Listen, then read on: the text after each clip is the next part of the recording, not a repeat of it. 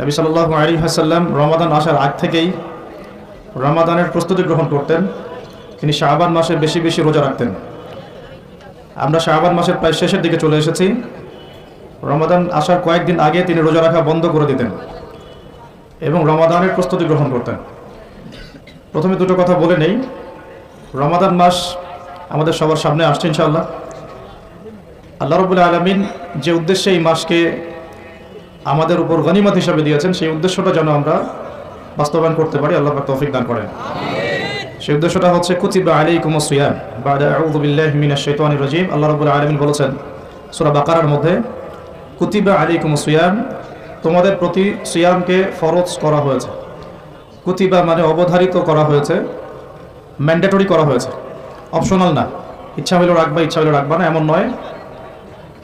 সিয়ামকে ফরজ করা হয়েছে কামা কুতিবা আলাল্লাযীনা মিন ক্বাবলিকুম, ঠিক যেভাবে তোমাদের পূর্ববর্তী উম্মতের উপরেও সাওমকে ফরজ করা হয়েছিল। জানলাম সাওম আমাদের উপরে ফরজ, জানলাম এই ফরজ আল্লাহ করেছেন, জানলাম এটা আমাদের উম্মতের উপর নতুন ফরজ নয়। এরকম সাওম আগের উম্মতের উপরেও কি ছিল। উদ্দেশ্য লাআল্লাকুম তাত্তাকুন, যাতে করে তোমরা তাকওয়া অবলম্বন করতে পারো। উদ্দেশ্য লাআল্লাকুম তাত্তাকুন, যাতে করে তোমরা তাকওয়া অর্জন করতে পারো। সাওমের উদ্দেশ্য লোক দেখানো আমল নয়। সাওমের উদ্দেশ্য না খেয়ে থাকা নয়। সাওমের উদ্দেশ্য পানি না খেয়ে থাকা নয়, স্ত্রী সহবাস ছেড়ে দেয়া না। সাওমের উদ্দেশ্য এই সবগুলো কাজের মধ্য দিয়ে আল্লাহ পাকের ভীতি তাকওয়া অর্জন করা। কেমন? গতকাল হয়তো অনেকে রোজা ছিলেন, বৃহস্পতিবার ছিল, হয়তো অনেকে কাজা সাওমগুলো রাখছেন বা অনেকে শাবানের সাওম রাখছেন। রোজা রাখা অবস্থায় আমরা কি পানি খেয়েছি? খাবার খাই? স্ত্রী সহবাস করি? খাবার খাওয়া হালাল না হারাম? পানি পান করা হালাল না হারাম? স্ত্রী বিয়ে করা স্ত্রী তাকে স্পর্শ করা বা তার সাথে সময় কাটানো হালাল না হারাম? সাওম রেখে আল্লাহ পাকের সন্তুষ্টির জন্য আমি সব হালাল ছেড়ে দিলাম। কি ছাড়লাম? খাবার হালাল ছেড়ে দিলাম, পানি হালাল ছেড়ে দিলাম এবং স্ত্রী হালাল ছেড়ে দিলাম।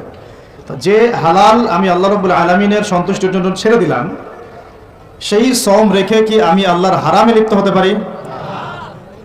এবং যতক্ষণ আমরা সাওমরত অবস্থায় থাকি, আমরা কি ইচ্ছা করলে খেতে পারি না? চুপ করে পানি পান করতে পারি না? এবং চুপ করে স্ত্রীর সাথে সহবাসও করতে পারি, কেউ দেখার নাই? দেখার আছে? কেন করি না? যে কারণে করি না ওই কারণটার নাম হলো তাকওয়া। বুঝতে পারতেছি? যে কারণে করি নাই সেই কারণটার নাম কি? কেন করি নাই? কারণ আমি উপলব্ধি করেছি আমি খেতে পারবো না, আল্লাহ আমাকে দেখবেন। রোজা রাখা অবস্থায় আমি পানি পান করি নাই, কারণ আমার মধ্যে এই কনসিয়াসনেস ছিল যে আল্লাহ আমাকে দেখছেন। স্ত্রী সহবাস করতে পারতাম, করি নাই কেন? কারণ আমি উপলব্ধি করেছি বা আমার মনে এই কনসিয়াসনেস ছিল যে আল্লাহ আমাকে দেখছেন, আর কেউ না দেখুক আল্লাহ পাক দেখছেন। এই আল্লাহ কনসিয়াসনেস বা আল্লাহ সম্পর্কে সচেতনতা, এটার নাম হলো তাকওয়া। এই তাকওয়ার শিক্ষা দেওয়ার জন্য সাওম আমাদের জীবনে প্রতি বছর ঘুরে ঘুরে আসছে রমাদান। এখন যে সাওম রেখে আমরা আল্লাহ পাকের হালাল ছেড়ে দিলাম এই চিন্তা করে যে আল্লাহ আমাকে দেখছেন, আল্লাহ আমাকে শুনছেন, সেই সাওম রেখে কেউ কি আল্লাহর হারামে লিপ্ত হতে পারবে? হলে কি রোজা এবং রমাদানের হক আদায় হবে? কথা কি বোঝা যাচ্ছে? তাহলে এই হাদিসটা একটু শুনি। নবী সাল্লাল্লাহু আলাইহি ওয়াসাল্লাম বলেছেন, সেই ব্যক্তির না খেয়ে থাকায় এবং সেই ব্যক্তির পানি পান না করায় আল্লাহ পাকের কিছুই আসে যায় না। যে ব্যক্তি রোজা রেখে মিথ্যা বলা ছাড়তে পারে নাই, অশ্লীলতা ছাড়তে পারে নাই, হারাম ছাড়তে পারে নাই, সেই ব্যক্তির না খেয়ে থাকায়, সেই ব্যক্তির পানি পান না করায়, সেই ব্যক্তি যে স্ত্রী সহবাস করলো না, এগুলোতে আল্লাহ পাকের কিছুই যায় আসে না। যে ব্যক্তি রোজা রেখে মিথ্যা বলল, অশ্লীলতা প্রদর্শন করলো, অথবা গীবত করলো, অথবা আল্লাহ পাকের কাবায়ের ফাওয়াহিশে লিপ্ত হলো, তার মানে কুতিবা আলাইকুমুস সিয়াম কামা কুতিবা আলাল্লাযীনা মিন ক্বাবলিকুম লাআল্লাকুম তাত্তাকুন, এটা অর্জন করতে হলে রোজা রেখে আমাকে আল্লাহ পাকের সমস্ত হারাম ছেড়ে দিতে হবে। যে হালাল স্ত্রী আমি ছেড়ে দিলাম, সেই রোজা রেখে আমি হারাম ভাবে কোনো মেয়ের সাথে কথা বলতে পারি? অ্যাফেয়ার করতে পারে? কফি শপে বসতে পারে? বাইকে ঘুরতে পারে? জিনা করতে পারে? রোজা রাখার অর্থ হচ্ছে আল্লাহর সব হারাম ছেড়ে দেওয়া। এটাই রোজার শিক্ষা, লাআল্লাকুম তাত্তাকুন। আমরা প্রত্যেক বছর এই আয়াতের উপর বয়ান করি, খুতবা হয়, মিম্বর থেকে জুমার খুতবায় এই আলোচনাটা হয়। মূল কথাটা হচ্ছে এই উপলব্ধিটা আনা, আন তা'বুদুল্লাহা কাআন্নাকা তারাহ, তুমি এমন ভাবে আল্লাহর ইবাদত করো যেন তুমি আল্লাহকে দেখতে পাচ্ছ। আল্লাহ আমাদের সামনে থাকলে বা আমরা যদি আল্লাহকে দেখতে পারতাম, আমরা কি বেনামাজি থাকতে পারতাম? আমরা কি সুদ খাইতে পারতাম? আমরা কি মেয়ের সাথে জেনা করতে পারতাম? সমকামিতার প্রমোশন দিতে পারতাম? ট্রান্সজেন্ডারের শরীফ শরীফা পাঠ্যপুস্তকে আনতে পারতাম? আমরা কি আল্লাহ পাককে যদি দেখতাম বেনামাজি থাকতে পারতাম? ঘুষখোর হইতে পারতাম? দুর্নীতিবাজ হইতে পারতাম? মানুষের হক নষ্ট করতে পারতাম? আল্লাহ নবীজি বলছেন আনতা আবুদুল্লাহ কাআন্নাকা তারাহ, তুমি এমন ভাবে আল্লাহর ইবাদত করো যেন তুমি আল্লাহকে দেখছো। সুবহানাল্লাহ। এই চেতনা আসলে মানুষ হারামে লিপ্ত হতে পারবে না, হলেও তওবা করে ফিরে আসবে। হলেও কি করবে? সাথে সাথে তওবা করে ফিরে আসবে। আর ওয়াইল্লাম তাকুন তারাহু, তুমি যদি আল্লাহকে দেখতে না পারো ফাইন্নাহু ইয়ারাক, জেনে রাখবা আল্লাহ তোমাকে দেখছেন।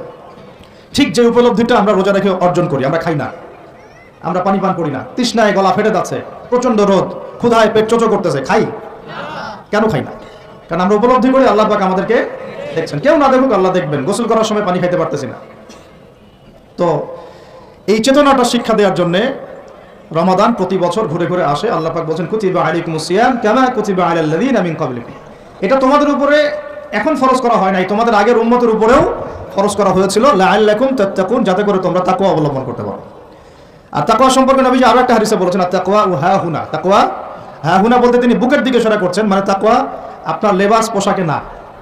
আমি পাগড়ি জুব্বা পরে বসে আছি মানে এই না যে আমি আপনার চেয়ে বেশি মুত্তাকি, যদিও এটা তাকওয়ার পোশাক। মুত্তাকি মানুষটা ঢিলাঢালা পোশাক পরবেন, নবীর সুন্নত অনুসরণ করবেন, এটা একটা বৈশিষ্ট্য। কিন্তু এমন হতে পারে আমার চেয়ে আপনার তাকওয়া বেশি, হতে পারে কিনা? তাকওয়া হাহুনা, তাকওয়া কলিজার ভিতরে, কলবের ভিতরে। ওই আল্লাহস টাইটেল লাগালেই যেমন জান্নাতে যাওয়া যাবে না, শুধু আল্লাহস টাইটেল লাগালে কি জান্নাতে যাওয়া যাবে? আল্লাহ রাব্বুল আলামিন মানদণ্ড দিয়ে দিয়েছেন, মানদণ্ড কে ভালো আল্লাহর কাছে, কে সম্মানিত, এটার মানদণ্ড আল্লাহ দিয়ে দিয়েছেন। ইন্না আকরামাকুম ইনদাল্লাহি আতকাকুম, তোমরা যত মানুষ পৃথিবীতে আছো তোমাদের মধ্যে আল্লাহর কাছে সবচেয়ে মকবুল, সম্মানিত, মর্যাদাবান মানুষ তারাই যারা এই তাকওয়ার পরীক্ষায় পাশ করেছে। এই তাকওয়ার শিক্ষাটা দেওয়ার জন্য রমাদান আসে। শিক্ষা নাম্বার 1, রোজা রাখবো রাখার মতো। রোজা রাখবো কি? যাতে তাকওয়া অর্জন করা যায়। রোজা রেখে আমি যেমন হালাল ছেড়ে দিয়েছি, রোজা রেখে আমাকে আমার সমস্ত হারাম ছাড়তে হবে। আর এই হারাম শুধু 1 মাস ছেড়ে দিব এমন না, ঈদের চাঁদ উঠে যাবে, শয়তান ছাড়া পাবে, আমরা আবার শয়তানের সাথে আতাত করে চলা শুরু করব, এটা রমাদানের শিক্ষা না। ওই শিক্ষাটাকে সারা বছর ধরে রাখতে হবে, এটা হলো রমাদানের শিক্ষা। আপনারা খেয়াল করে দেখবেন রমাদান মাসে অনেকে পরহেজগার হয়ে যায়, ঈদের চাঁদ ওঠার সাথে সাথেই আমরা আবার শয়তানের দাসত্ব শুরু করি। ঈদের দিন চাঁদ রাত বলে আমরা একটা কথা বলি না, ওই রাত্রেই প্রমাণ হয় যে শয়তান ছাড়া পাইছে। যেভাবে ধুমধারাক্কা গান বাজনার, বেলাল্লাপনা, পিকনিক টিকনিক এগুলো হয়, বোঝা যায় শয়তান এতদিন বন্দী ছিল 1 মাস, এখন ছাড়া পাইছে। তো 1 নাম্বার নসিহত, রোজা রাখতে হবে রাখার মতো, যে রোজা আমাকে তাকওয়ার শিক্ষা দিবে। আল্লাহ পাক আমাদেরকে এইভাবে রোজা রাখার তৌফিক দান করেন। 2 নাম্বার, আল্লাহ পাক তার আগে একটা কথা বলে নেই, এরপরে ভুলে যাবো আর কি। এই যে শুনলেন কুতিবা আলাইকুমুস সিয়াম, কুতিবা আলাইকুমুস সিয়াম, শুনছেন? অনেকে তো জানি, এখানে তালেবে ইলম অনেকে আছেন, ওলামায়ে কেরাম আছেন, তাদেরকে ওয়াজ করার কিছু নাই আমার, আমি সাধারণ মানুষের জন্য বলছি। কুতিবা আলাইকুমুস সিয়ামের আগেও 2টা কথা আছে এই কিতাবে। সূরা বাকারার আয়াত বলছি, সূরা বাকারার মধ্যে কুতিবা আলাইকুমুস সিয়ামের আগেও কুতিবা আলাইকুম দিয়ে আরো 2টা কথা আছে, ঠিক আছে? এটা তো বুঝলেন কুতিবা আলাইকুমুস সিয়াম, সিয়াম ফরজ করা হয়েছে। ঠিক একটু আগে যাবেন, 2-1 পৃষ্ঠা আগে গিয়ে দেখবেন আল্লাহ পাক আয়াত নাজিল করেছেন কুতিবা আলাইকুমুল কিসাস, তোমাদের উপরে কিসাসকেও ফরজ করা হয়েছে। কি ফরজ করা হয়েছে? ওই যে কুতিবা আলাইকুমুস সিয়াম তো বুঝলো, এটা রোজা রাখতেছে 1 মাস। কুতিবা আলাইকুমুল কিসাস বুঝে না। কুতিবা আলাইকুমুল কিসাস আর কুতিবা আলাইকুমুস সিয়াম একই মিজানে না ভাইরা? বুঝতে পারতেছেন তো আপনারা? একই মিজানে, একই ওজনে না? তো কুতিবা আলাইকুমুল কিসাস, তোমাদের উপরে কিসাসকেও ফরজ করা হয়েছে। তোমাদের বলতে আমাদের সবার উপরে, মুসলিমদের উপরে। কিসাসটা কি? কিসাসটা কি? কেউ যদি কোনো ভাইকে অন্যায়ভাবে হত্যা করে, তাকেও সেভাবেই হত্যা করতে হবে, এটা হলো কিসাস। হাতের বদলে হাত, চোখের বদলে চোখ, কি কানের বদলে কান, এমনকি দাঁতের বদলে দাঁত, এর নাম কিসাস। আছে বাংলার জমিনে? আছে? কুতিবা আলাইকুমুস সিয়াম আছে আমাদের সমাজে, কুতিবা আলাইকুমুল কিসাস জাদুঘরে আছে। কোথায় আছে? ওটা ইমপ্লিমেন্ট করতে গেলে জাতিসংঘ বলবে যে আমরা মৌলবাদী হয়ে গেছি। আপনারা পড়েন প্রত্যেক রাতে তাবারাকাল্লাযী বিয়াদিহিল মুলক, তাই না? সূরা মুলক তো পড়েন রাতে, রাতের বেলা সূরা মুলক পড়ার অভ্যাস করেন। নবী সাল্লাল্লাহু আলাইহি ওয়াসাল্লাম এই সূরাটাকে বলেছেন এই সূরা কবরের আযাব থেকে বাঁচায় দিবে ইনশাআল্লাহ। উসমান রাদিয়াল্লাহু আনহু সামনে জান্নাত জাহান্নামের আলোচনা করা হলে তিনি কাঁদতেন না, খুব কম কাঁদতেন, কিন্তু কবরস্থানে কবর দেখলে তার দাড়ি অশ্রু দিয়ে ভিজে যাইত। কারণ এই জায়গায় যে পার পাবে সে সব জায়গায় পার পেয়ে যাবে ইনশাআল্লাহ। ওই জায়গার একাকিত্বে ওই আযাব থেকে বাঁচাবে একটা সূরা, কি নাম? সবাই মুখস্থ করবেন ইনশাআল্লাহ। মাত্র 30টা আয়াত আছে। নবীজি বলেছেন এই সূরা তার পাঠকারীর জন্য সুপারিশ করবে আল্লাহর সামনে, মানে সুপারিশ করবে আল্লাহ পাকের সাথে জোর করবে, না আমার পাঠকারীকে মাফ করে দাও, দিতেই হবে। এক পর্যায়ে আল্লাহ পাক মাফ করে দিবেন ইনশাআল্লাহ। তো এই সূরাটা 30টা আয়াত আছে। নবীজি বলেছেন আমার মন চায় সবাই যেন এই সূরাটা মুখস্থ করে। তো নবীর একটা মন চায়, আমরা সেটা করবো না ইনশাআল্লাহ। দুইটা সূরা আমাদের মুখস্থ থাকা দরকার সবার। বড় বড় সূরার কথা বলছি, ছোট ছোট সূরা তো আপনারা সবাই অনেকে জানেনই। একটা সূরা ইয়াসিন, একটা হলো সূরা মুলক। সূরা ইয়াসিন পড়বেন একেবারে সকালবেলা ফজরের পরে, এবং ইনশাআল্লাহ বড় বড় বুজুর্গানের দিন যারা ছিলেন তাদের ডেইলি রুটিনের মধ্যে সূরা ইয়াসিন থাকতেই থাকতো।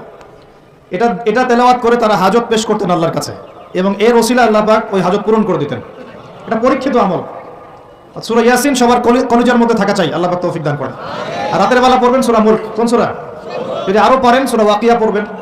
অনেকে বলেন রিজিকের সমস্যা, রিজিকের সমস্যা দূর হওয়ার অন্যতম একটা আমল হচ্ছে সূরা ওয়াকিয়ার তেলাওয়াত। রাতের বেলা কোন সূরা? ইযা ওয়াকাআতিল ওয়াকিয়া লাইসা লিওয়াকাআতিহা কাযিবা, এই সূরাটা তেলাওয়াত করবেন রাতের বেলা। আরো একটা সূরা আছে রাতে তেলাওয়াত করার জন্য, আলিফ লাম মিম সিজদা। আলিফ লাম মিম সিজদা এটাও তেলাওয়াত করতে পারেন। তো যাই হোক, সূরা মুলকের প্রথম আয়াত আপনারা পাবেন তাবারাকাল্লাযী বিয়াদিহিল মুলকু ওয়া হুয়া আলা কুল্লি শাইইন কাদির। আমরা এটা পড়ি, শুধু খালি পড়ি, প্রত্যেক হরফে 10 নেকি হবে, এই জন্য পড়ি বেশিরভাগ মানুষ। কারণ বাংলাদেশের বেশিরভাগ মানুষ কোরআনের অর্থ জানে না। বাংলাদেশের 16 কোটি মুসলমানের আমার ধারণা 15 কোটি কোরআনের অর্থ জানে না। 1 কোটি মানুষ জানতে পারে যারা মাদ্রাসার সাথে সম্পৃক্ত আর কি। এই জন্য আমরা বলি যে যদি পাঠ্যপুস্তকে কোরআন শিক্ষাটা বাধ্যতামূলক থাকতো তাহলে বাংলার 16 কোটি মানুষ কোরআনের অর্থ জানতো। এই কাজটা কি খারাপ হতো না ভালো হতো? আর শিক্ষামন্ত্রীকে এটা কে বুঝাবে? আপনারা বোঝাতে পারলে বোঝান, কে বুঝাবে? আর এই যাদেরকে দায়িত্ব আল্লাহ পাক দিয়েছেন তাদেরকে এটা বুঝাবে কে? আমরা তো ছোট মানুষ। যদি নবী সাল্লাল্লাহু আলাইহি ওয়াসাল্লামের জীবনী সিরাত প্রত্যেকের পাঠ্যপুস্তকে বাধ্যতামূলক থাকতো, 16 কোটি মুসলিম জনগণ নবীর জীবনী জানতে পারত। এখন 16 কোটির মধ্যে 15 কোটি জানে না নবীর জীবনীতে কি হয়েছে। এটা তো বেসিক পড়াশোনা। যদি আমরা একটা ভাইরাসকে ভয় করে মসজিদ একেবারে বন্ধ করে ফেলতে পারি, মাস্ক পরাইতে পারি সবাইকে, সোশ্যাল ডিস্টেন্স 10 হাত দূরে দূরে দাঁড়াও, হ্যাঁ, নবীর জামানাতেও অনেক সমস্যা হয়েছে, কিন্তু এরকম করে ডিস্টেন্সে দাঁড়ানো হয় নাই। তো যাই হোক, এটা তো জাতিসংঘের আন্ডারে চলতেছে বিশ্বটা আর কি। তো এখন এটা যদি আমি চাপ দিয়ে করাতে পারি তাহলে আমি পাঠ্যপুস্তকের মধ্যে নবীর সিরাত এবং কোরআন বাধ্যতামূলক করতে পারি না? এই যে আমরা যারা 15-20 বছর ইউনিভার্সিটিতে পড়েছেন, স্কুল কলেজ ইউনিভার্সিটি, এখানে কারা কারা পড়েছেন হাত তুলেন দেখি একটু। যারা অনার্স মাস্টার্স কমপ্লিট করেছেন বা পড়তেছেন এখনো, আপনারা আছেন কতজন? আছে অনেকে, হাত নামান। এখন আপনারা ভাই বাংলা পড়েছেন না? নজরুল, রবীন্দ্রনাথ, বঙ্কিমচন্দ্র, শরৎচন্দ্র ইত্যাদি ইত্যাদি। ইংরেজি পড়েছেন না? ব্যাকরণ, দাঁত ভাঙা ব্যাকরণ। বাংলা ব্যাকরণ পড়েছেন না? দাঁত ভাঙা, কারক, সমাস, বিভক্তি, হাবিজাবি। হ্যাঁ, এই হাবিজাবি দিয়ে আবার ইস্যু বানাই দিস না তোরা, মুশকিল কথা বলা এখন আর কি। এটা তো আমরা কথার কথা বলি আর কি। তারপরে কেমিস্ট্রি পড়েন নাই? হ্যাঁ, ফিজিক্স পড়েন নাই? বায়োলজি পড়েন নাই? তারপরে আমরা হায়ার ম্যাথ করতাম, জটিল জটিল সূত্রগুলো মুখস্থ করেন নাই? কত কি পড়েছেন, কিন্তু এই পড়াশোনাগুলো কেন করেছেন? সিলেবাসে ছিল আমাকে পড়তে হবে, যদি না পড়ি পরীক্ষায় পাস করতে পারবো না, পরীক্ষায় পাস না করলে রেজাল্ট আসবে না, রেজাল্ট না আসলে চাকরি পাবো না, চাকরি না পাইলে রিজিকের ব্যবস্থা হবে না, রিজিকের ব্যবস্থা না হলে বিয়ে শাদী হবে না, বিয়ে শাদী না হলে জীবনটাই বরবাদ। এই তো ফিলোসফি, তো এটাই রাস্তা, তো এটা না। তো এখন চাপ দিয়ে এত কিছু পড়লেন, বিসিএস কোচিং করেছেন অনেকেই চাকরির পরীক্ষা দিচ্ছেন, নিয়োগ বিজ্ঞপ্তির পরীক্ষা দিচ্ছেন, প্রাইমারি পরীক্ষা দিচ্ছেন, সবই পড়তেছেন। আমি নিজেও পড়েছি এগুলো মুখস্থ ছিল সব, এখনো হয়তো ধরলে বলতে পারবো কিছু, যদিও এগুলোর চর্চা আমরা বন্ধ করে দিয়েছি। কথা হচ্ছে একটা রিজিকের সোর্সের জন্য আমি যে 15 বছর এই পড়াশোনাগুলো করলাম, যদি আমার সিলেবাসের মধ্যে কোরআন থাকতো, হাদিস থাকতো, নবীর সিরাত থাকতো, তারপরে ধরেন সাহাবীদের জীবনী থাকতো, ইসলামের ইতিহাস থাকতো, বেসিক ফিকহ আকীদা থাকতো, আমি কি বাধ্য ছিলাম না এগুলো পড়ে পরীক্ষা দেওয়ার জন্য? তখন আমাদের এই জেনারেশনের ইসলামিক শিক্ষায় উন্নতি হতো না? সবকিছু দাওয়াত দিয়ে হয় না, অনেক কিছু উপরের লেভেল থেকে চালু করতে হয়, তাহলে জনগণ সেটা মেনে নিতে বাধ্য থাকে। এই রমজান মাসে দেখবেন বাজারে অনেক সিন্ডিকেট হবে, আপনি এগুলো মিষ্টি মিষ্টি কথা বলে এগুলো বন্ধ করতে পারবেন না। যখন এরকম দুর্নীতিগুলো হবে বাজারে মার্কেটে, ধরবেন, মোবাইল কোড বসাবেন, 6 মাসের জন্য ঢুকাবেন, পারলে একটা করে আঙ্গুল দিবেন গাইটা, তারপর দেখবেন সব সিধা হয়ে গেছে। সব কিছু দাওয়াত দিয়ে আর ওয়াজ করা হয় না, একটা সিস্টেম থাকে। আমি বলি কি, একটা বিষয় বুঝেন, একটা বিষয় হচ্ছে প্রাকৃতিকভাবে উৎপন্ন হচ্ছে কিছু জিনিস, আর আপনি একটা ফ্যাক্টরি দিয়েছেন, ফ্যাক্টরি থেকে উৎপাদন বাড়বে না কমবে? আপনি হাতে উৎপাদন করতেছেন একটা জিনিস, মনে করেন কাপড়ে পাঞ্জাবি জুব্বা, আর জুব্বা একটা ফ্যাক্টরি দিয়েছেন, উৎপাদন কোথায় বেশি হবে? রাষ্ট্র হচ্ছে সেই ফ্যাক্টরি যেটা সব দিক থেকে উৎপাদন বাড়াতে পারে। আমরা দাওয়াত দিচ্ছি এখন ইন্ডিভিজুয়ালি, ব্যক্তিগতভাবে একে একে মানুষ চেঞ্জ করার দাওয়াত দিচ্ছি আমরা। বুঝতে পারতেছি পার্থক্যটা? যে আয়াত থেকে এদিকে চলে আসছি, তাবারাকাল্লাযী বিয়াদিহিল মুলক, তাবারাকাল্লাযী বরকতময় সেই সত্তা, মহাপবিত্র মহাবরকতময় সেই সত্তা। কোন সত্তা? বিয়াদিহিল মুলক, যার হাতে আছে সার্বভৌমত্ব। মুলক মানে কি? রাজত্ব, ক্ষমতা বা সার্বভৌমত্ব। রাজত্ব, ক্ষমতা বা সার্বভৌমত্ব, তিনটা শব্দ বললাম। ডিকশনারিতে চেক করে দেখেন মূল শব্দের অর্থ কি। আবার বলতেছে তাবারাকাল্লাযী, বরকতময় সেই সত্তা, মানে কে? মহাবিশ্বের একমাত্র স্রষ্টা আল্লাহ রাব্বুল আলামিন, তিনি বরকতময়। বিয়াদিহিল মুলক, যার হাতে কি আছে? রাজত্ব অথবা ক্ষমতা অথবা সার্বভৌমত্ব, বা ইংরেজি দিয়ে বললে আমরা বলি সভরেন্টি। কি বলি? সভরেন্টি। ওয়া হুয়া আলা কুল্লি শাইইন কাদির, এবং আল্লাহ পাক সমস্ত বিষয়ের উপরে কি? কর্তৃত্বশীল, ক্ষমতাবান। এখন এই আয়াতটা মহাবিশ্বের সব গ্রহে প্রযোজ্য হচ্ছে, বাংলাদেশে আর বিশ্বে প্রযোজ্য হচ্ছে না। বুঝাচ্ছি কিভাবে? বলবেন এটা আবার কেমন কথা বললেন? শুনেন, বুঝাচ্ছি। মহাবিশ্বে 7 আসমান আছে না? এটা তো জানেন, 7টা আসমান আছে। তারপরে প্রত্যেক আসমানে অসংখ্য গ্রহ নক্ষত্র আছে, গ্যালাক্সি আছে, ছায়াপথ আছে। তারপরে একটা গ্যালাক্সির মধ্যে অনেকগুলো সৌরজগৎ আছে। ওই একটা গ্যালাক্সির অসংখ্য সৌরজগতের কোনো একটা সৌরজগতের বাসিন্দা হচ্ছে আমরা।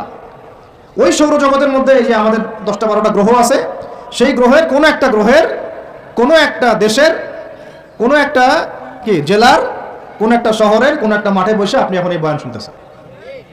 কথা বুঝতে পারতেছেন? আর পুরো মহাবিশ্ব 7 আসমানে নবী সাল্লাল্লাহু আলাইহি ওয়াসাল্লাম বলছেন, মেরাজের রাতে আমি দেখেছি একটা বিঘত, এতটুকু বিঘত মানে 1 টক্কর জায়গা ফাঁকা নাই যেখানে আল্লাহর কোনো ফেরেশতা দাঁড়িয়ে বসে বা সেজদারত অবস্থায় আল্লাহর ইবাদত করতেছে না। তাহলে পুরো মহাবিশ্বে কার রাজত্ব চলতেছে? এখন এই পৃথিবীর দিকে তাকান, আমরা বললাম তাবারাকাল্লাযী বিয়াদিহিল মুলক, আল্লাহর হচ্ছে সার্বভৌমত্ব, ক্ষমতা কার? আল্লাহ। কিন্তু এখন জমিনের দিকে আপনি তাকান, এই বিশ্বের সার্বভৌমত্ব চলতেছে জাতিসংঘের। কার? এই বিশ্বের রাজনৈতিক মোড়ল জাতিসংঘ। আপনি ইসলামিক বিধানের কথা যতই বলেন তারা মানবে না, সোজা কথা। আপনি যদি বলেন কোরআন এবং হাদিস এবং সর্বশেষ নবী মুহাম্মদ সাল্লাল্লাহু আলাইহি ওয়াসাল্লাম আমাদেরকে এইগুলো দিয়ে গেছেন, আল্লাহ পাক এইগুলো নাজিল করছেন, আসেন এগুলোর আলোকে বিশ্ব করি, ওরা মানবে না। বরং ওরা আপনার উপর যুদ্ধ ঘোষণা করবে। কি করবে? এ হচ্ছে এই বিশ্বের সবচেয়ে বড় তাগুত, সবচেয়ে বড় কাফের, সবচেয়ে বড় মুশরিক, সবচেয়ে বড় মুনাফিক। ও যদি বলে যে কোরআন বাদ দিতে হবে, আমার মাথায় যে বুঝ আসে ওই বুঝ অনুযায়ী চলবো, তাহলে সারা বিশ্ব বলবে হ্যাঁ এটাই ঠিক। নাউজুবিল্লাহ।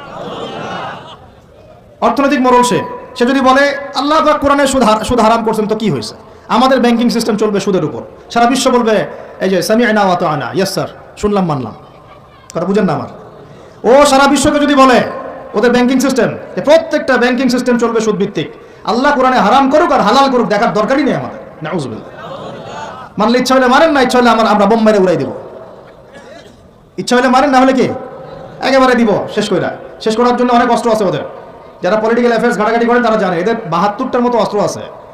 ইকোনমিক স্যাংশন একটা অস্ত্র, চাপ প্রয়োগ করা একটা অস্ত্র, বিল পাস করা একটা অস্ত্র, নেগোশিয়েট করা একটা অস্ত্র, অন্যকে দিয়ে চাপ দেওয়া হবে একটা অস্ত্র।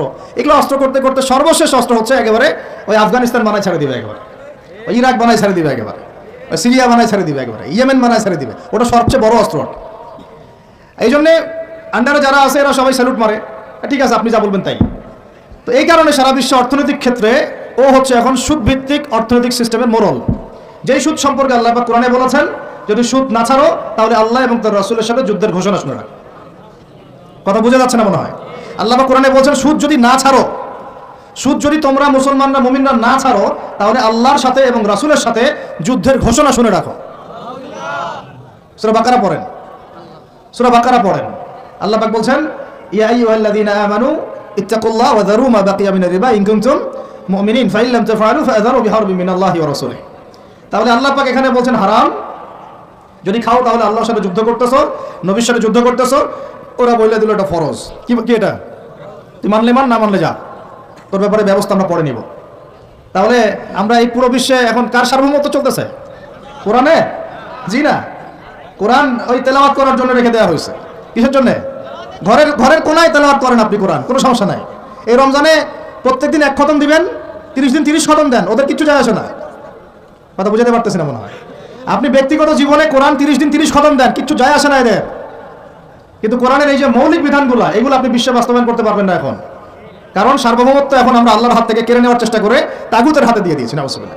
এই কারণে বিশ্বের উপরে গজব ঘুরতেছে, যে কোনো সময় আসবে ইনশাআল্লাহ, যে কোনো সময় আসবে, এটা আমরা নিশ্চিত। আল্লাহ রাব্বুল আলামিনের গজব আসবেই আসবে। আল্লাহ পাক বলছেন, কেউ যদি সমকামিতা করে, কি করে?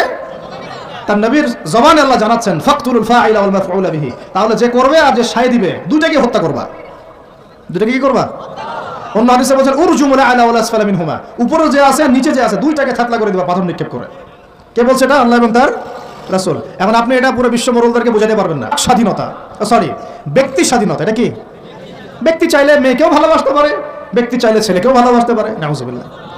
ব্যক্তি চাইলে মেয়ের সাথেও বিয়ে করতে পারে, ব্যক্তি চাইলে ছেলের সাথেও বিয়ে করতে পারে। এটা নিয়ে মৌলবাদীদের এত মাথা ব্যথা কেন? ওদের ভাষাটা এরকম। এটা নিয়ে মৌলবাদী, তোমাদের ধর্মান্ধ, তোমাদের এত মাথা ব্যথা কেন? তো এই হলো কোরআন হাদিস, আর এই হচ্ছে বিশ্ব। তাহলে বিশ্বে কি বিয়াদিহিল মুলক ওইটা চলতেছে? বুঝাতে পারি না, কথা বলে বুঝাতে পারতেছি না। মাথার উপর দিয়ে যাচ্ছে নাকি? ইয়াংরা তো বুঝো নাকি? আচ্ছা, আরো আছে। আল্লাহ রাব্বুল আলামিন এইখানে বলেছেন, চুরি করলে হাত কেটে দিবা। কি করবা? ওই যে কিতাব আপনি 10 নেকির জন্য তেলাওয়াত করেন, প্রত্যেক হরফে কত নেকি হবে? 10 নেকি হবে। তেলাওয়াত করি মাশাআল্লাহ, 100 খতম দেন সারা জীবনে, কোনো সমস্যা নেই।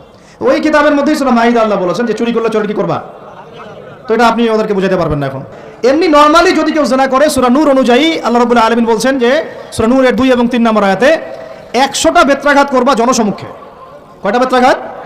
বাংলাদেশের বহু ছেলে মেয়ে এখন 100 বেত্রাঘাত পাওয়ার শাস্তি মাথায় নিয়ে ঘুরতেছো তোমরা, নাউজুবিল্লাহ। যার শুরুটা হয় ওই টেক্সটের মাধ্যমে, তারপরে দেখা সাক্ষাৎ, তারপরে এটা, তারপরে ওইটা। ঢাকা শহরে এর পরিসংখ্যান বেশি না কম? কত বেশি? কতগুলো ছেলে পাওয়া যাবে যারা এই পাপে লিপ্ত হয় নাই? কতগুলো মেয়ে পাওয়া যাবে যারা এই পাপে লিপ্ত হয় নাই? কতগুলো আপনি দেবর পাবেন যারা জেনা করে নাই? কতগুলো ভাবি পাবেন জেনা করে নাই? কতগুলো দুলাভাই পাবেন শালীর সাথে জেনা করে নাই? কতগুলো ছেলে পাবেন বিবাহিত ছেলে যারা বাইরে পরকিয়া করে নাই? শুধু আল্লাহ পাকই জানেন ভালো এই জাহিলিয়াতের মধ্যে কত % মানুষ পবিত্র থাকতে পারছে। শুধু আল্লাহ ভালো জানেন, আর কেউ জানেন না। আমি বেশি বলতেও চাচ্ছি না, কারণ আমরা সবাই এই শহরেই থাকি। আর ঢাকাতে যারা থাকে তারা মোটামুটিভাবে একটা কিয়ামতের শহরেই থাকে, কারণ এখানে এমন কোনো পাপ নাই যেটা হচ্ছে না। এমন কোনো পাপ নাই, একেবারে প্রতারণা দিয়ে ভর্তি উপর থেকে নিচ পর্যন্ত। এই শহরে প্রথম যে জিনিসটা উঠে গেছে এটা হচ্ছে বিশ্বাস। কি উঠে গেছে? দ্বিতীয় উঠে গেছে আমানতদারিতা। বিশ্বাস উঠে গেছে, এখানে নাই। আমানতদারিতা নাই। কে কার উপর দিয়ে টক্কর দিতে পারে, এটা হচ্ছে আমাদের এজেন্ডা আর কি। একটা রাস্তার যে ভিক্ষুক, এরও মাথায় যে এত শয়তানি বুদ্ধি, আর অন্য সেক্টর না হয় নাই বললাম। আপনার কাছে টাকা যাচ্ছে গাড়ির গ্লাসে নক করে, ও কিন্তু পাটা ভালোই আছে, ও ল্যাংড়ানোর অভিনয় করতেছে। কত বুদ্ধি! কেউ আবার ইচ্ছা করে একটা আঙ্গুল বা হাত কাটে নিয়েছে, ইচ্ছা করে কাটছে, সারা জীবন কোনো কাজ করা লাগবে না, এটা করেই খাবে। কেউ আবার ইচ্ছা করে হিজরা হচ্ছে এই শহরে, এটা সারা জীবন কাজ করা লাগবে না, এমনি খাবে। কত বুদ্ধি মানুষের মাথায়, চিন্তা করছেন? যাকে আপনি টাকা দিচ্ছেন 10 টাকা, ওর ফ্ল্যাট আছে, আপনার কিছুই নাই, ওরই জমি আছে। হিজরার সর্দার BMW চালায়, আর আপনি কোনো রকম একটা এক্স করলা ম্যানেজ করতে পারেননি এখন পর্যন্ত। প্রতারণা দিয়ে ভর্তি, প্রতারণা, আমানতের খেয়ানত, দুর্নীতি, পদে পদে বাটপারি, আর কি বলবো, মানুষকে ঠকানো, জুলুম করা, সুযোগ পাইলেই সুযোগ নেওয়া, সুযোগ পাইলে একটু সুযোগ নেওয়া। আর বিভিন্ন জায়গায়, স্পেশালি মানে কিছু কিছু বড় বড় জায়গায় এমন কিছু মানুষকে বসায় দেওয়া হয়েছে যাদের মনে হয় ইসলামের নাম শুনলেই ভিতরে মানে তেলে বেগুনে জ্বলে ওঠে একেবারে। ইসলাম শব্দটা শুনলেই গায়ে জ্বালা শুরু হয় একেবারে। তো বেশি দিন নাই ইনশাআল্লাহ, হয় আল্লাহর গজবে এগুলো ধ্বংস হবে, অথবা ইনশাআল্লাহ তাআলা আবাবিল পাখি তো আর আসবে না পাথর ছুটতে। আবাবিল তো পাখির নাম না, আবাবিল মানে তো ঝাঁকে ঝাঁকে, মানে এটা তো ওই আবরাহার বাচ্চা আবরাহার যুগ না যে আবাবিল আসবে আর পাথর ফেলবে। আসবে, পাথর ফেলার প্রজন্ম তৈরি হবে ইনশাআল্লাহ। মূল সমস্যাই হচ্ছে করাপশন, দুর্নীতি, মূল সমস্যাই। এটা যদি না থাকতো সারা বিশ্বে বাংলাদেশকে টক্কর দেওয়ার মতো কান্ট্রি খুব কমই থাকতো। কে না জানে এগুলা? সবাই জানে, আর আমরা মেনেও নিয়েছি এগুলা ভাই, চুপচাপ। মনে মনে মেনে নিয়েছি যে ওইখানে গেলে এত দেওয়া লাগবে, ওইখানে এত না দিলে আমার এটা হবে না, ওইখানে এটা দিতে হবে, ওইখানে এটা করতে হবে, আমরা মেনেও নিয়েছি মাশাআল্লাহ। আর যখন জুলুম মানুষ মেনে নেয় তখন আরো বড় জালেমকে আল্লাহ পাক চাপায় দেয়। এই জন্য আমাদের এই অবস্থা সংশোধন হচ্ছে না, ইল্লা মাশাআল্লাহ, আল্লাহ যে কবে করবেন আল্লাহ ভালো জানেন। তবে বিশ্বাস করেন, আপনারা বলেন যে এখন মুসলিম প্রধান দেশ, আমি একটা স্টেটমেন্ট দিয়ে দিচ্ছি এখন বসে বসে, এখন এটা হচ্ছে একটা মুনাফিক প্রধান দেশ। প্রমাণ করতে চাইলে আমার সাথে বসেন। মুনাফিকের আলামত যে কয়টা আছে, কি এক নাম্বার কি, কথা বললেই মিথ্যার উপর দাঁড়ায় আছেন সবগুলা। 2 নাম্বার, আমানত রাখলেই খেয়ানতের উপর খেয়ানত, খেয়ানতের উপর খেয়ানত। মনে করেন আমি একজন ইমাম সাহেব, আমি যদি আমার দায়িত্বে পালন ঠিক মতো না করে আমিও খেয়ানতকারী।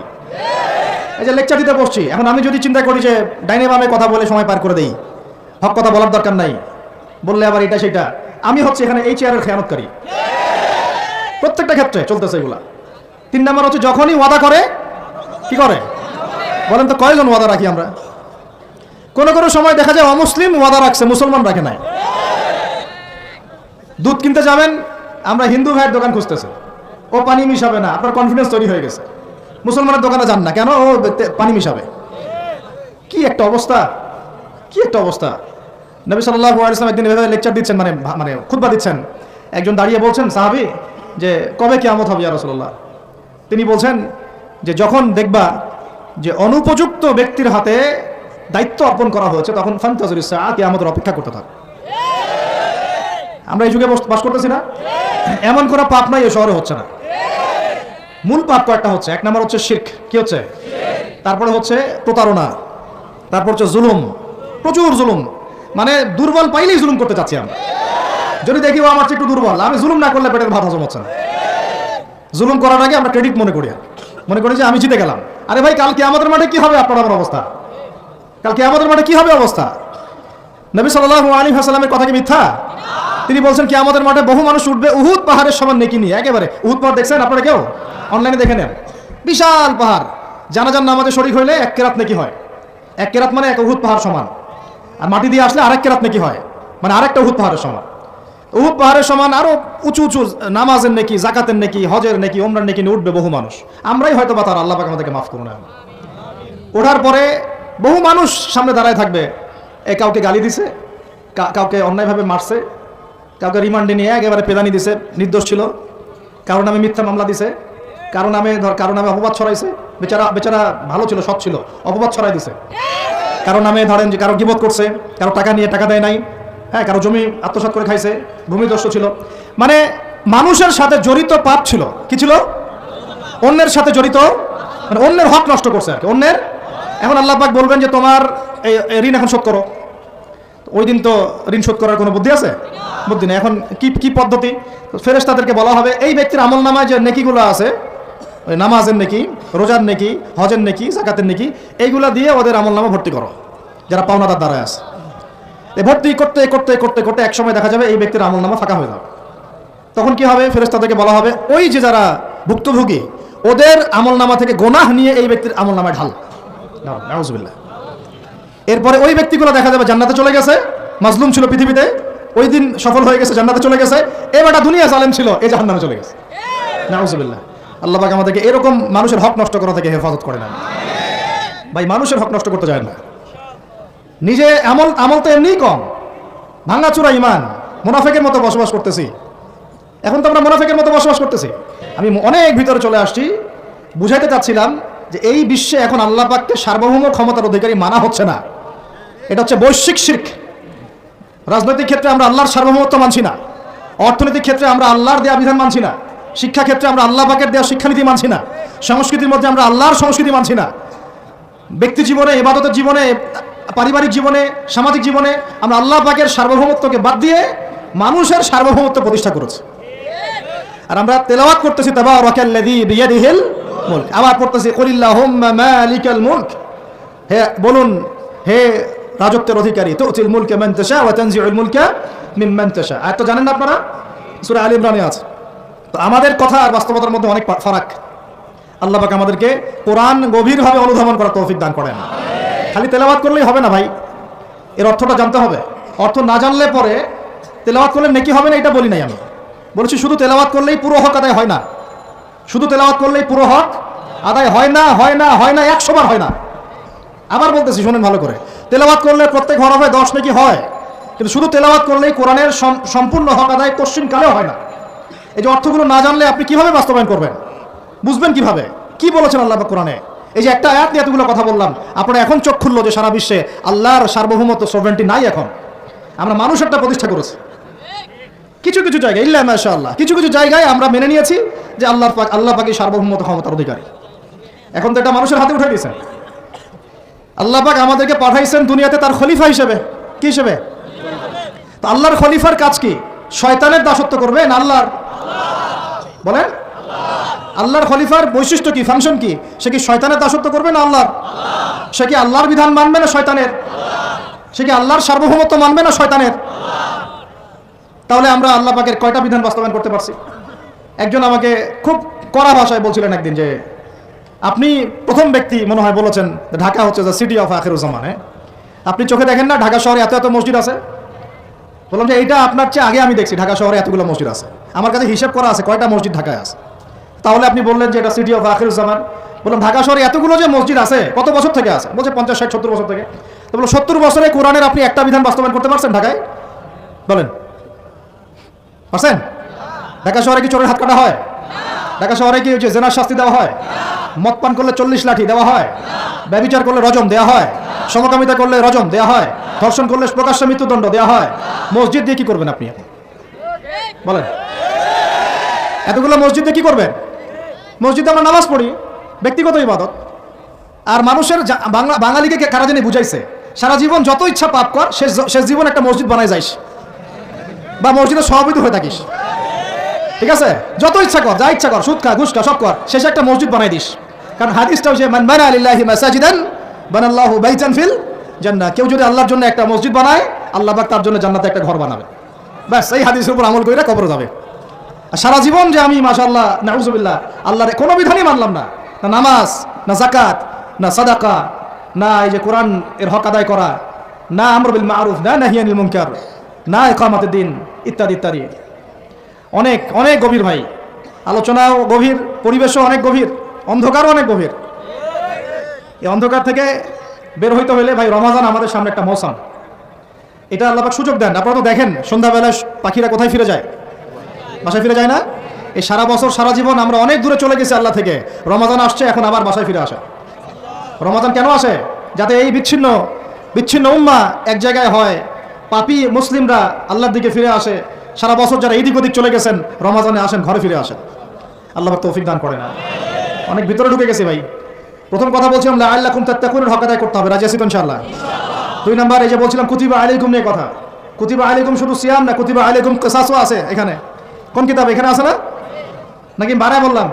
আর এই কোরআন তো ভাই সবারই বাসায় আছে, কেন মানতে চান না? এত কেন ভনিতা কোরআনের সাথে? আর বাঁচবই বা কতদিন আমরা? সর্বোচ্চ 100 বছর। ভাই সবাইকেই তো একা একা আল্লাহর সামনে দাঁড়াইতে হবে, তাহলে এত ভনিতা কিসের? এত নেফাকি কেন? এত অস্বীকৃতি কেন? ইসলাম নিয়ে এত অ্যালার্জি কেন? আল্লাহ রসুল এবং ইসলামের নাম শুনলে গা জ্বলে কেন? কোরআন সুন্নাহর বিধানের কথা শুনলে কেন মনে হয় যে বাঁকা চোখে তাকান কেন? না জানি আবার কি বলতেছে, কোন জঙ্গি আসলো, কোন সন্ত্রাসী আসলো, এগুলো কি শুরু করছেন? এটা কোরআনের কথা, হাদিসের কথা, আল্লাহর কথা, রসুলের কথা। এখানে এইসব শব্দ প্রয়োগ করেন কেন? কবরে কি আমরা যাবো, আপনারা যাবেন না? আপনাদেরকে হিসাব দেওয়া লাগবে না? কি মনে করতেছেন আপনারা? আর এই উম্মার বিজয়ের জন্য কি শুধু আমাদের একার দায়িত্ব না, সবার দায়িত্ব আছে? সবাই মিলে তো শক্ত হাতে একটা হাতল ধরলে না ইসলাম বিজয় হবে। আল্লাহ পাক যে ক্ষমতা যাদেরকে দিয়েছেন, কেন আপনারা বুঝতে চেষ্টা করেন না যে আল্লাহ রাব্বুল আলামিনের কাছেই সর্বভৌম ক্ষমতা, তার বিধান বাস্তবায়ন করেন, আল্লাহ পাক আপনাদেরকে আরো শক্তিশালী করবেন ইনশাআল্লাহ। যদি না করেন তাহলে শোনেন, একটা সময় পর্যন্ত আল্লাহ পাক ছাড় দেন। এটা ইতিহাস। নমরুদ একটা লম্বা সময় ছাড় পাইছে, ফিরআউন আরো লম্বা একটা সময় ছাড় পাইছে, আদ জাতি সামুদ, আসহাবুল আইকা, মাদিয়ান, লুত, কত যে কম চলে গেছে হিসাব নাই। ইতিহাসটা খালি পড়বেন কোরআনের, কত যে কম পৃথিবী থেকে চলে গেছে এরই হিসাব নাই। আল্লাহ পাক জানাইছেন অল্প কিছু, বাকি কিছু জানানো নাই আল্লাহ পাক আমাদেরকে। আল্লাহ পাক জানানি নাই অনেক কিছু আমাদেরকে, যেগুলো আমাদের দরকার সেগুলো জানাইছেন কিছু কিছু। তো কেউ কি টিকতে পারছিল? কেউ কি আল্লাহর বিধানের বাইরে গিয়ে চলতে পারছে? দুনিয়া টিকতে পারছে? কেউ কি চিরস্থায়ী ছিল? কোনো নবীও তো চিরস্থায়ী ছিল না।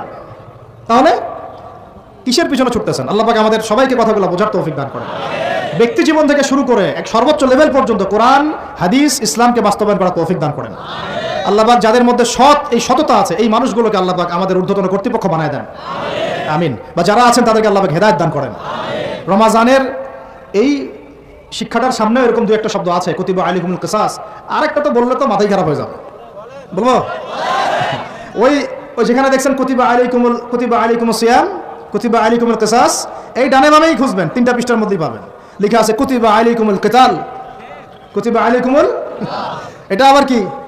কুতিবা আলাইকুমুল কিতাল, তোমাদের উপর যুদ্ধকে ফরজ করা হয়েছে। কি ফরজ করা হয়েছে? একা একা আপনি করবেন না, একা একা করবেন না, ইসলামিক রাষ্ট্র করবে, ইসলামের রাষ্ট্রের আমির করবে, তার নেতৃত্বে জনগণ করে, একা একা বিচ্ছিন্নভাবে করে না। কুতিবা আলাইকুমুল কিতাল, এইটা যখন মুসলমানরা ছেড়ে দিয়েছে ওই সময় থেকে এই মাইর খাওয়ার যুগ শুরু হয়েছে।